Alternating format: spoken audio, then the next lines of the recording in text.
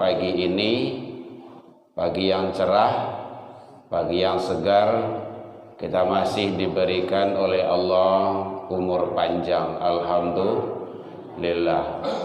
Ternyata ada saudara-saudara kita yang telah menghadap termasuk bulan Ramadan ini, sampai hari ini tak kembali lagi, dan kita masih ada. Alhamdulillah, kita syukuri nikmat umur, an umrihi, itu hadisnya itu tentang umur. Mudah-mudahan setiap amal kebaikan, amal soleh, amal ibadah yang kita lakukan siang malam, pagi petang, kapan dan di mana saja, semoga diterima di sisi Allah hendaknya. Selawat dan salam kepada Nabi besar Muhammad sallallahu alaihi wasallam. Allahumma salli ala Muhammad wa ala ali Muhammad. Yang sama kita hormati Bapak Ibu pengurus Masjid Nurul Ikhlas yang hadir, Bapak Ibu jamaah kaum muslimin hadirin, anak-anak kita mewakili dari peserta pesantren. Yang jelas kita ada tak ada pesantren, tetap kita melaksanakan ibadah, karena ibadah itu adalah urusan nafsi-nafsi pribadi seseorang hamba.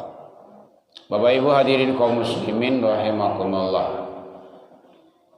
Sepertinya alhamdulillah kita juga tetap masih ramai, walaupun sudah nampak ciat-ciat yang bolong-bolong. Tidak apa-apa, ibadah kita ikhlas. Nah gini kan Nurul Ikhlas ini, ikhlas. Ikhlas itu kalau bahasa Arabnya pakai short, ikhlas, SH, karena itu Indonesia itu. Ikhlas itu berbuat karena Allah, bukan karena yang lain. Jadi awak datang ke rumah saji itu adalah karena Allah. Salat karena Allah. Kan ujung niat kita itu kan lillah. Sengaja aku salat subuh 2 rakaat mengikut imam. Li, ada li di situ. Oh, tengoklah itu. Li itu karena atau untuk Allah. Jadi kalau karena Allah itu bukan karena yang lain. Ado ndak ado orang awak tibo. Dingin hari ndak dingin hari, bihange hari tetap datang. Itu yang ikhlas itu. Berbuat itu bukan karena yang lain. Siang ataupun malam, kapan dan di mana saja, kalau kedengaran panggilan Allah, kita datang. Itu yang ikhlas itu. Tapi kalau dingin nerima, orang ndak aduh doh, berarti karena orang tu ibadah tu, tak ikhlas itu. Lawan dari ikhlas tu ria. Maaf, bukan orang ya, bukan nama, tetapi adalah sifat. Ria itu berbuat karena makhluk, karena yang lain. Nanti jatuh kepada munafik. Nah, tengok itu dalam An-Nisa 142 itu ada dijelaskan itu. Jadi ciri khas orang munafik itu dia berbuat bukan karena Allah, tapi karena yang lain, karena manusia. Dek karena orang banyak, dek karena awak tokoh masyarakat, dek karena awak menantu awak mungkin ustaz, dek karena awak mungkin guru, dek karena awak sagan-sagan semua itu, itu dia itu. Atau dek karena awak pengurus, sagan awak ada tibo, itu bukan ikhlas itu. Jadi ikhlas itu jauh dake siang malam pagi sore, ado ndak ado rintangan datang. Karena itu adalah perintah Allah. Bapak Ibu hadirin kaum muslimin rahimakumullah. Jadi oleh sebab itu, karena sekarang sudah berada kita di pertengahan, ya pertengahan ya Bu ya. Lah tengah-tengah kok. Sawantalai kita akan pisah dengan Ramadan. Apakah kita dapat Ramadan yang akan datang? Wallahu a'lam, kita tidak tahu. Maka maksimalkan Ramadan yang ada ini, maksimalkan sebaik-baiknya. Bamangko orang solat lain namua, tapi tidak mau duduk di majelis ilmu. Ya karena ilmu tentang itu tak ada, atau ada tak mengamalkan. Mungkin ada doa anak-anak apa dapat itu, kita dapat itu. Rabbi zidni ilman. Itu ilmu. Ya Allah, turunkanlah, anugerahkanlah, berikanlah ke aku ilmu. Ilmu baru. Yang kedua apa? Warazukni fahman, faham. Nya beda tuh. Ilmu banyak kalau tak paham enggak muah. Banyak ilmu dia tahu ini, tahu itu. Oh, ambo tahu tentang itu mah. Tapi dia tak ngerjakan. Tak paham dia. Kalau yang paham itu dia pasti melaksanakannya. Ternyata Bapak Ibu duduk di majelis ilmu ini tidak sama dengan yang lain. Bahkan ulama, bukan ulama ya, Allah menyatakan dalam Al-Quran antara ilmu dengan iman itu disetarakan. Itu hebatnya. Yarfa'illahu alladhina amanu, itu iman tuh. Yarfa', Allah akan mengangkat derajat orang-orang yang beriman. Wa utul ilma, itu ilmu. Dan orang yang berilmu derajat. Jadi ternyata ilmu dengan iman ini adalah sangat penting sekali. Oh, begitu Allah menghargai, menghormati tentang ilmu. Mungkin awak pernah mendengar kata-kata talabul ilmu, utlubul ilmu. Pernah dengar Bapak Ibu ya? Tuntutlah ilmu, carilah ilmu. Bahkan carilah ilmu sejak mulai dari ayunan sampai ke liang lahat. Orang mati pun itu perlu ilmu. Orang dalam sakarat pun itu perlu ilmu. Kalau tidak, kenapa ada lakinu mautakum? Ajarkan, bimbing orang yang dalam sakarat itu la ilaha illallah. Itu ilmu tuh. Orang yang dalam sakarat sana kan tidak ada guna itu doh. Tapi begitu ilmu pentingnya. Dan itu tidak banyak difahami orang, diketahui lagi. Makanya duduk di majelis ilmu itu sangat luar biasa. Hebat nilainya. Baca dalam kitab-kitab. Ada babun ilmu, kitab hadis, kitab-kitab ilmu yang lainnya. Itu dijelaskan, Bapak Ibu hadirin, bahwa hadir di majelis ilmu itu, satu, nazalat alaihimus sakinah, Allah turunkan ketenangan. Kalau tidak percaya, cobalah. Galau awak, kacau pikiran, sama utak di rumah, pai ke rumah saji. Tidak percaya, cobalah. Boleh dicobain. Apalagi kalau hari Jumat tu, siang hari bulan Ramadan lelai, pari kosong, badan latih, pane angek lo. Dengan khotbah itu, Allah turunkan ketenangan. Orang tenang tu biasanya pikirannya nyaman, hatinya senang. Buktinya asah mulai menyanda biasanya mato mengantuk tu. Orang tanang tu mudah lalok. Ndak risiko ndak ada tempat lain gitu. Tempat lain. Benar Bapak Ibu. Orang untuk lalok tu kadang-kadang minum ubek, Bu. Ubek tidur. Pai kaniak-kanian untuk mencari tenangan itu. Kini awak masuk saja ke dalam rumah sajinya. Dia nasi, dia kepiangin dengan ceramah. Itu boleh dilihat itu. Kita kan sering khotbah, makanya nampak para ngai jemaah itu tuh. Ada yang bakaruh bagai. Duduk sudui. Tenang, orang tenang tuh dia mudah tidur. Nyu kadang-kadang di rumah di kamar lah wase. Lah sapir yang be, apa namanya tuh? Kasut tabah tuh. Putar kamari, bulak kamari, putar kamari, lah jam 3 hari ndak je namuh lalok doh. Batu pangana tu ndak tanang. Tapi di rumah saji duduk saja sebentarnya, suara ustaz kare, mic rancak, orang ramai, laloknya tu. Ndak disiko doh tempat lain. Itu ketenangan yang luar biasa itu Bapak Ibu. Ndak bisa dibuik-buik. Ndak bisa dibuik-buik tu doh. Disiko ndak do mah do tu. Apalagi kalau pari kanyang. Jadi Allah itu memang jaminan itu. nazalat alaihimus sakinah. Allah turunkan ketenangan. Jadi ternyata kalau ingin tenang, kita harus berada di rumah ibadah, baca Al-Quran, salat sunnah. Allah pasti berikan ketenangan itu. Yang kedua, termasuk bahwa satu langkah kaki yang awak langkahkan Bapak Ibu ke masjid satu langkah, tidak dua, satu langkah, itu balasannya sama dengan puasa sunnah setahun, salat malam setahun. Itu pahalanya tuh. Pernah Ibu puasa sunnah setahun tidak berhenti-henti? Tidak pernah doh. Sama ampun tidak ya doh. Lai sama waktu mah. Itu selangkah baru kamari itu.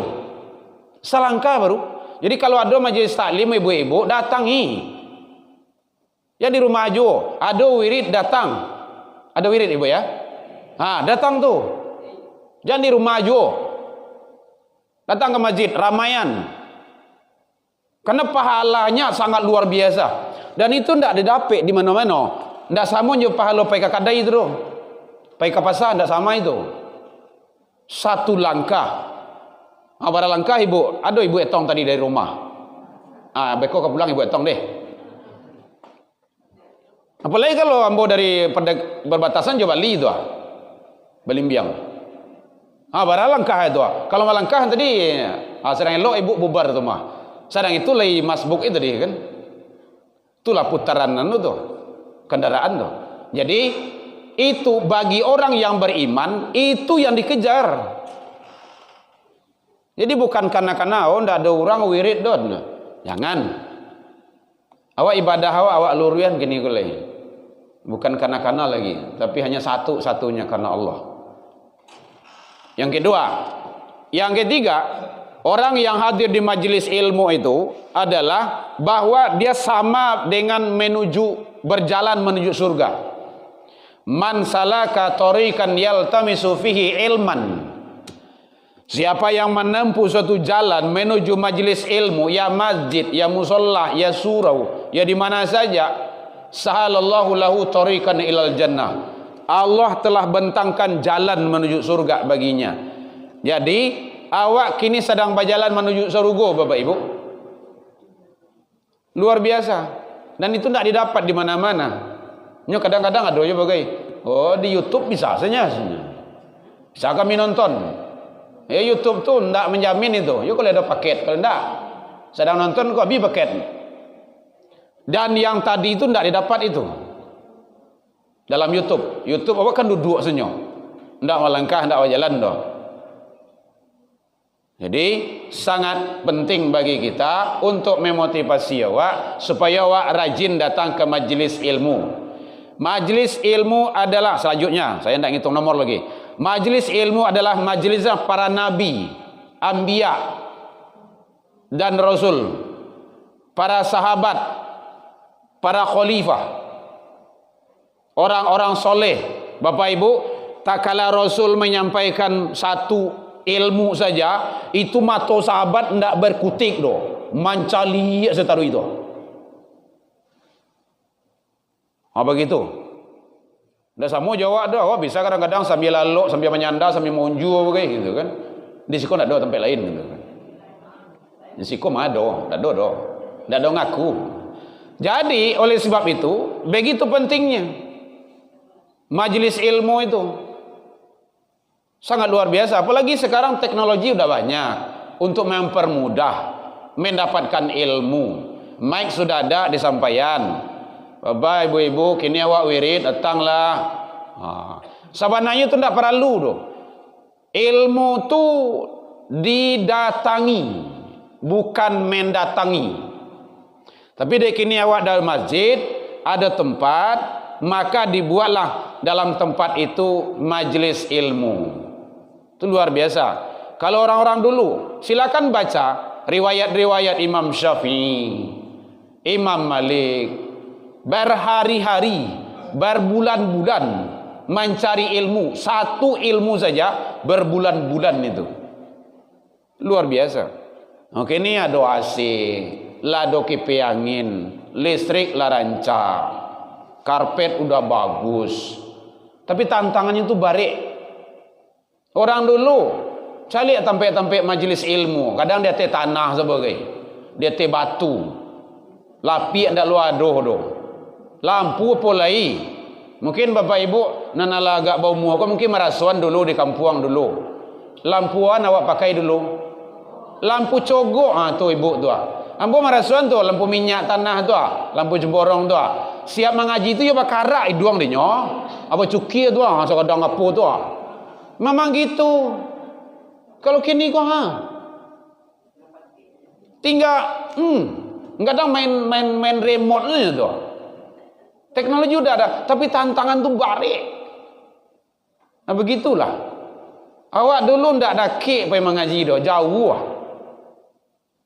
Pai itu pakai itu, kalau di kampung aku sigi nama itu.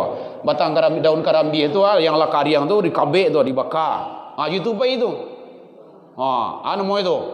Suluh ya. Ambo itu, ambo merasuan bapak ibu. Merasuan, apalagi kalau zaman ibu-ibu dulu, jauh dia tembok tu mah. Ndak ada kek doh, jauh lolai. Kadang malam di rumah guru pergi. Begitu mencari ilmu pentingnya. Jalan kita itu yang dihitung. Jadi yang dihitung tu bapak ibu sia ustadznya. Ndak itu ni celia doh. Lei gagah itu indah. Lei pakai rekaman, pakai YouTube-nya tu indah. Bukan itu. Bab ilmunya bukan itu yang diperhitungkan. Yang dinilai itu kaki langkah awak tu. Makanya sangat penting bagi kita. Jadi yang minta tolong kepada Bapak Ibu di sini, jemaah semuanya, para remaja juga. Kalau ada majelis ilmu datangilah. Datangi. Kami juga seperti itu di rumah kayak gitu juga. Kalau tidak ada pemagi kajian, mandanga kajian, talingu awak kau nanti akan dihisap Bapak Ibu. Akan dihisap. Saja yang awak dengar. Mata, telinga, tangan dan kaki semua akan menjadi saksi. Gitu ya Bu ya. Di suatu masa Anda akan ditanya. Ya jelek-jelek bintang kasidah dulu gitu. Tahun sekian. Semuanya itu punya pertanggungjawaban. Memang ada dalam Al-Quran Bapak Ibu. Cari dalam Al-Quran surah Isra tentunya kan. Inna sam'a, sesungguhnya pendengaranmu, wal basar, penglihatanmu, wal fuad, masya Allah, fuad di sini maknanya qalbu, hati, dan hatimu, kata Allah, kullu, tuh ada kullu di situ, tiap-tiap itu kesemuanya, kana anhu mas'ul, akan disual, akan ditanya, akan dihisab. Tak lepas Bapak Ibu. Saja yang masuk ke dalam telinga awak yang awak dengar. Yang baik, yang tidak baik, saja yang awak calik di mata awak tu. Hati-hati, yang punya handphone Android, itu maksiat banyak yang muncul di situ tu. Mata awak nanti akan dihisab itu. Mulai kalau jarang lo mencari Al-Quran, mencari hadis, mencari kajian-kajian Islami, nonton Mandarin seterusnya. Hati-hati itu, film-film yang tak baik. Jadi makanya penting majelis ilmu itu bagi kita, karena Allah Rasul memuliakan tentang ilmu tersebut. Dan inilah yang kita motivasi. Jadi Bapak Ibu, ajak anak-anak awak, generasi awak bawa ke majelis ilmu. Kalau ada wirid, bawanya Bu. Bawa kau dibawanya supaya nanti lah kadangnya cinta dengan majelis ilmu. Kenapa anak-anak kini ku malihnya pai wirid, lah diimbau lah dulu, sedang diimbau ndak tiba je doh. Lah diimbau ndak je tiba wirid doh. Kenapa itu terjadi? Karena kecintaan ke ilmu itu tak ada. Ndak ada kecintaan terhadap ilmu. Kadang-kadang keterpaksaan bagai, dek karena nilai. Kalau ndak ada pesantren Ramadan tentu tu doh. Awak khawatir tuh. Sedang ada pesantren Ramadan kau. Seharusnya pesantren Ramadan itu dari subuh start. Mulai salat subuh, dengar kajian subuh, lanjut. Mohon maaf Bapak Ibu. Malam kemarin kita di Rawang. Ini kan motivasi yang baik ini. Masya Allah. Seluruh peserta pesantren, ratusan banyaknya, laki dan perempuan, wajib hadir. Danga kajian. Karena bawa di situ kajiannya. Siapa panitianya? Para pemuda dan remaja. Pakai baju seragam, pakai kokarde. Tak satu pun yang ribut dalam sholat. Masya Allah. Luar biasa. Bayangin itu. Tidak ada yang tidur. Ustaz sedang ceramah, nyodanga. Dia duduk sopan, rapi, tidak ada keluar masuk. Itu remaja tuh penitiannya tuh. Dan itu perlu dicontoh. Jadi kalau ada ustaz-ustaz menyampaikan, guru-guru menyampaikan perbandingan, itu untuk dicontoh kebaikan-kebaikan itu. Tidak salah kita mencontohnya itu. Masjid Syukur, ambo sabuin masjidnya deh di Rawang. Ambo rekam di YouTube tuh. Panuh masjid itu, Masya Allah. Ambo sangko tak model itu tuh. Di Rawang. Hah? Enggak, Masjid Syukur. Ayo, enggak tahu mbok kok Masjid Syukur saja. Mbok itu yang tahunya itu kan. Ambo kan tamu dulu di situ. Tapi ada penilaian positif yang baik. Begitu cintanya terhadap majelis ilmu dan adik-adiknya memang dirapikannya. Mulai dari SD, SMP, para remaja, para pemuda, panitianya luar biasa. Ambo pun tak kaji. Lawarala mau nyombo kajian di Ramadan kok. Belum pernah tengok. Alhamdulillah. Jadi oleh sebab itu Bapak Ibu, tidak salah untuk kita contoh, karena itu adalah baik. Mudah-mudahan Allah memberikan kekuatan kepada kita dalam menjalankan kebaikan menuju Allah Subhanahu wa taala agar kita istiqomah. Ini adalah episode yang terakhir. Sepertinya saya di sini Bapak Ibu karena yang malam sudah kemarin. Sekarang subuh. Mudah-mudahan Allah izinkan di tahun depan Allah untuk kita ketemu di atas ridha Allah Subhanahu wa taala. Sekali lagi saya mohon doanya Bapak Ibu, ya Bu ya. Malam dulu boleh minta doa aja untuk anak-anak, terutama anak saya karena sedang proses pendaftaran ke Ummul Qura. Boleh minta doa Bapak Ibu? Yang gadang alhamdulillah sudah berada di Mesir di Al-Azhar. Berkat doa Bapak Ibu. Yang nomor 2 itu dia kita bawa. Ambo asa pulang anak ado je ambo mau bawa. Gadang ketek dado cerita, nyuan awak. Nan awak engkau menyelamatkan. Saya tidak siap. Siksa dan azab Allah tidak siap Bapak Ibu, tidak kuat kita. Maka harus awak selamatkan. Jadi mudah-mudahan anak-anak kita selalu istiqomah dalam menuju ridha Allah. Yang nomor 3 anak saya sekarang belum pulang, masih di pondok di asrama. Program tahfiz Al-Quran. Targetnya 30 juz Bapak Ibu. Jadi kalau ada awak anak di rumah cucu balimo, kalau tak kalimo-limonya habis Quran seorang saja seorang. Nan seorang itulah nang kamu menyelamatkan awak besok Bapak Ibu di akhirat. Seorang itulah. Nang kamu menarik awak, nya 10 nanti syafaatnya tu. Abang-abangnya, kakak-kakaknya, adik-adiknya, ayah ibunya, kakek neneknya. 10. Luar biasa. Jadi mari tolong, karena Allah nanti akan tagih tanggung jawab kita orang tua seperti apa. Ya Bapak Ibu ya. Lain tak baru Bapak Ibu. Hamba memang nyinyir, selalu minta doa. 1 bulan Ramadan ko, pagi, malam, siang, di mana saja kajian, biasanya selalu mohon doa. Kata Rasul, banyak-banyaklah kau minta doa kepada orang lain, mana tahu dari mulut siapa doa itu Allah ijabah. Ila liqa fastabiqul khairat wa billahi taufik wal hidayah. Wassalamualaikum warahmatullahi wabarakatuh.